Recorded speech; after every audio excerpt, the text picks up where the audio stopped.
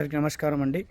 ఇక్కడ ఏదైతే సమాజంలో ఒక వీడియోలో ఒకటి చెప్తూ, ఇంకో వీడియోలో ఇంకోటి చెప్తూ, మనుషులకి మధ్య ద్వారాలు పనికిరావని చెప్తూ, 10 సంవత్సరాల నుండి మధ్య ద్వారాలు పెట్టిస్తూ, ప్రజలకి కన్ఫ్యూజ్ చేస్తూ కొందరు స్వార్థపూరితంగా డబ్బు సంపాదిస్తున్నారు. డబ్బు కోసమే ప్రజల్ని కన్ఫ్యూజ్ ఈరోజు కూడా మీరందరూ చూడండి, నేను మీకు ఒక సెంటర్ డోర్ హౌస్ని కూడా చూపిస్తాను ఏ విధంగా ఉందనేది.